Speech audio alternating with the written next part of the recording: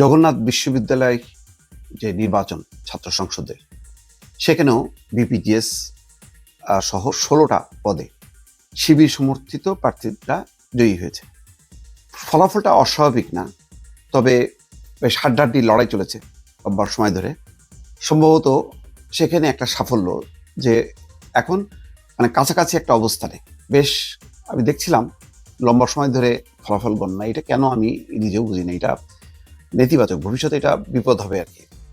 নির্বাচনের ভোট শেষ হবে, তারপর ২-৪-৫ ঘন্টার মধ্যে ফলাফল হয়ে যাবে, কিন্তু এটা একদিন, ১.৫ দিন, ২ দিন লাগে, এই অনেকটা জাহাঙ্গীরনগর বিশ্ববিদ্যালয়ের মতো। এটা ঠিক না। যাই হোক, এখন ২১টা পদের মধ্যে ১৬টাতেই জিতেছে, তার মানে নিরঙ্কুশ বিজয়ী হয়েছে।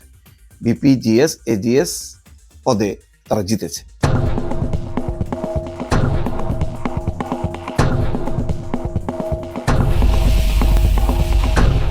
এখানে ছাত্রদল এবং ছাত্র অধিকার পরিষদ সমর্থিত ঐক্যবদ্ধ নির্ভীক জোবিয়ান প্যানেল ৫টি পদে জয়ী হয়েছে। এই জয়টা খুব উল্লেখযোগ্য না, মোটামুটি কোনো রকম একটা পার্টিসিপেশনটা তাদের। জাতীয় নির্বাচনের আগে এটারও কি কোনো প্রভাব আছে? প্রভাব আছে, তবে সামগ্রিক না।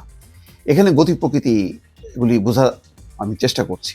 তার মানে সাধারণ মানুষের যে চিন্তা ভাবনা, তার সাথে কিন্তু তরুণদের চিন্তা ভাবনার একটা দূরত্ব আমি খেয়াল করছি।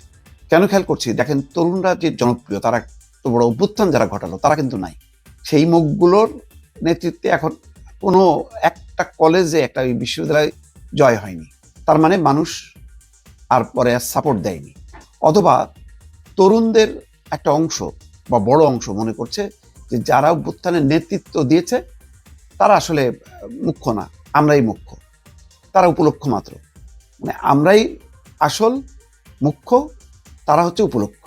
এই কারণে দেখেন দলটাও দাঁড়াইতে পারেনি। তাহলে তরুণদের মধ্যে দুইটা বিভাজন। একটা অংশ হচ্ছে যে হয়তো তারা একটা লিবারাল পলিসি নিয়ে চেষ্টা করছে যে সামনে এগোবে, কিন্তু সেটা ব্যর্থ হয়েছে।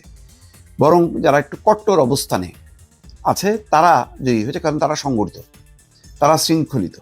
হয়তো অভ্যুত্থানের নেতারা এদেরই প্রতিনিধি, যার ফলে অভ্যুত্থান শেষ হয়েছে, তোমার কাজ হয়েছে, তুমি বাড়ি যাও, এখন আমি হচ্ছে সবকিছু দেখাশোনা করব। তো ট্রাম্পের মতন আর কি।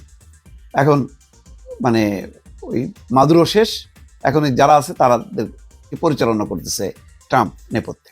তো অনেকটিতে এক জিএস আম্বার বোধহয় দৌড়ায় বেড়াচ্ছে, মানে শিক্ষকদের, প্রশাসন, তার এতে অস্থির সবাই। এইটা একটা ফ্যানাটিজম ডেভেলপ করবে।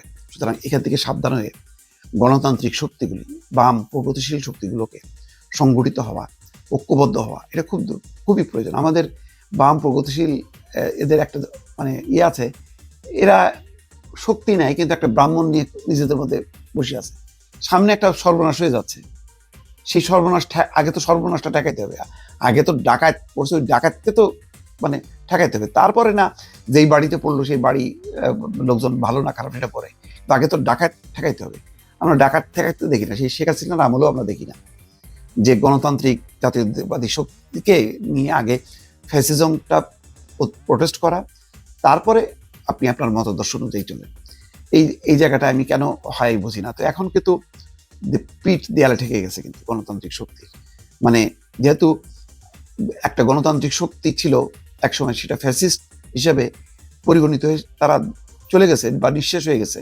আপাতত দৃশ্যমান না, হয়তো তারা নিশ্চয়ই আছে, কিন্তু তারা তো আর মানে অ্যাক্টিভলি পার্টিসিপেট করতে পারছে না। প্রকাশ্যে যেই সংগঠনগুলো আছে, যেই বাম গণতান্ত্রিক সংগঠনগুলো, তারা কেন গণতান্ত্রিক শক্তির সঙ্গে একসাথে মার্চ করতেছে না, এটা বুঝতে পারছে না। দেখেন, অন্যদিকে ইসলামী দলগুলো কিন্তু মত পার্থক্য সত্ত্বেও কিন্তু তারা বলছে সব ইসলামী ভোট এক জায়গায়, কিন্তু এখানে সমস্ত বাম প্রগতিশীল জাতীয়তাবাদী শক্তির ভোট কিন্তু এক জায়গায় না। এই আওয়াজটা কিন্তু দিতে পারছে না, এবং এই দুর্বলতার সুযোগ নিয়ে কিন্তু তত্ত্বাবধান করে এগিয়ে আসছে ওই শক্তিগুলো। দর্শক ভালো থাকবেন, আল্লাহ হাফেজ। এটা কিছুটা, আমি অনেকটা বলবো না, কিছুটা তেমনটাই ঘটছে আমাদের তরুণদের মধ্যে দুটো বিভাজনের। তার মানে মূল বিভাজন, মূল যে অংশটা, সেই অংশটা কিন্তু থেকে গেছে, এবং তারা শিক্ষা প্রতিষ্ঠান সহ বিভিন্ন জায়গায় তারা যে গত 15 বছরে সংগঠিতভাবে কৌশলে তারা অবস্থান করছিল, তার ফলাফল তারা কিন্তু এখন পাচ্ছে। জাতীয় নির্বাচনের আগে আমি মনে করি না এটা একটা প্রভাব আছে, কিন্তু যথেষ্ট এগিয়ে যাওয়ার প্রভাব আছে। কিন্তু এটাই যে ধারা, কেউ যদি বলে এটার সাথে মিলাইতে চায়, এটা ভুল হবে। এর থেকে তরুণদের মেধা মননটা একটু বোঝার বা স্টাডি করার প্রয়োজন আছে। আমিও নিজেও দেখছিলাম যে ইনকলাব মঞ্চ মোটামুটি চলে গেছে জামাত শিবিরের কাছে সম্ভবত। কারণ ইনকলাব মঞ্চ হাদির সময় আমি এত শক্তিশালী দেখি না, এত শক্তিশালী এখন দেখি কেন? নতুন করে কেউ জয়েন করছে না, জয়েন করে আজকে জামাত শিবির তারা সরে যাক সমর্থন দেওয়া থেকে, ইনকলাব মঞ্চ নাই। এবং বাস্তবতা এখন কিন্তু ওই সাপোর্টার পাচ্ছে না। তারপরে স্লোগান আছে হাদির প্রতি, সর্বসাধারণের মানুষের একটা ভালোবাসা আছে। আমার নিজেরও, আমি বারবার তার কথা চিন্তা করলেই বুকটা আসলে কেঁদে ওঠে যে এরকম একটা ছেলে, একটা স্পষ্টবাদী মানুষ কথা বলছিল, তাতে কি আছে? তার ওই যে স্লোগানটা আমি পছন্দ করি না, যে স্লোগানটা নিয়ে এখন আমাদের মা বোনরা পর্যন্ত তার সাথে সুর মিলাচ্ছে। এদের অবশ্য একটা রাজনৈতিক পরিচয় আছে, এরা নিরপেক্ষ না। কিভাবে এরকম অশ্লীল স্লোগান দেয় আমি এটা বুঝতে পারি না। আর কি আমি নিজেও, দর্শক দেখেন, স্লোগান নিয়ে কথা বলছি কিন্তু কোন স্লোগান আমি নিজেও উচ্চারণ করতে পারছি না, কিন্তু তারা কিন্তু অবলীলাই বলে যাচ্ছে এবং হিসাব করা আমাদের বোনরাও সেই কথাগুলো উচ্চারণ করতেছে। যাই হোক, এখান থেকে শিক্ষার ব্যাপার আছে। শিক্ষাটা হলো এই যে ছাত্র দলকে আরো নিবিড়ভাবে কাজ করা। কারণ শিক্ষা প্রতিষ্ঠানগুলোতে গণতান্ত্রিক শক্তিগুলো যদি উন্মেষ না করে তাহলে ভারসাম্যহীনতা নষ্ট হবে। দেখেন না, ওই যে রাজশাহী